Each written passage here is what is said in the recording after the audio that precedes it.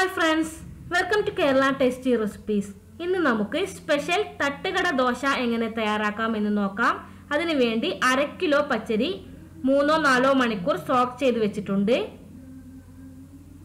2 വലിയ സവാള നേർത്ത രീതിയിൽ അരിഞ്ഞു വെച്ചിട്ടുണ്ട്.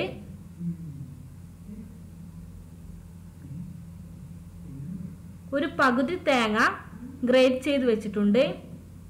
1 കപ്പ് ചോറ് കൂടി എടുത്തിട്ടുണ്ട്. ഇനി നമുക്ക് ഇതൊക്കെ ഒരു മിക്സിയുടെ ജാർ എടുത്ത് നന്നായി ഒന്ന് അരച്ചെടുക്കണം. നമ്മുടെ ഇൻഗ്രീഡിയൻസ് ഒക്കെ ഇതിലേക്ക് ചേർത്ത് കൊടുക്കാം.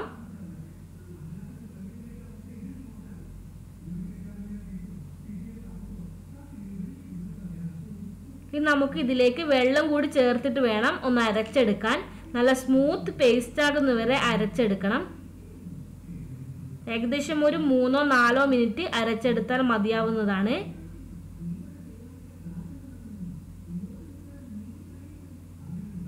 ഇതിലേക്ക് നമുക്ക് ആവശ്യത്തിന് ഉപ്പ് കൂടി ചേർത്ത് വേണം അരച്ചെടുക്കാൻ. ഇപ്പോൾ നന്നായി അരച്ചെടുത്തിട്ടുണ്ട്. ഇത് നമുക്കൊരു വലിയ ബൗളിലോട്ട് ഒഴിക്കാം.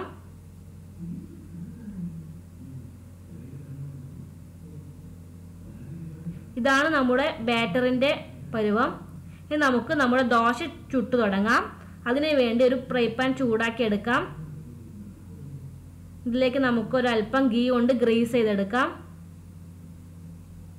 ഇനി നമുക്ക് ഇതിലേക്ക് നമ്മുടെ മാവ് ഒഴിച്ച് ഒന്ന് ദോശ ചുട്ടെടുക്കാം.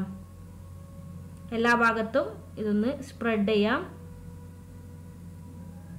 ഹൈ ഫ്ലെയിമിൽ വെച്ച് തന്നെ നമുക്കിത് കുക്ക് ചെയ്തെടുക്കാം. അടച്ചു വെച്ച് ഏകദേശം ഒരു 3 മിനിറ്റോളം നമുക്കിത് കുക്ക് ചെയ്യേണ്ട ആവശ്യമുണ്ട്. 3 മിനിറ്റിന് ശേഷം നമുക്കിതൊന്ന് തുറന്നു നോക്കാം.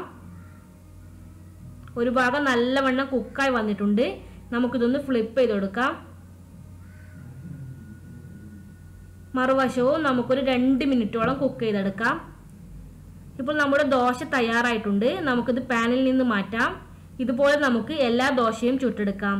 ഇത് നമുക്ക് ചൂടോടെ ഇറച്ചിക്കറി, മട്ടൻ കറി, ചിക്കൻ കറി എന്നിവയുടെ കൂടെയൊക്കെ സെർവ് ചെയ്യാൻ പറ്റുന്ന നല്ലൊരു ഡിഷാണ്. എല്ലാവരും ഇത് ട്രൈ ചെയ്ത് നോക്കൂ. Thank you.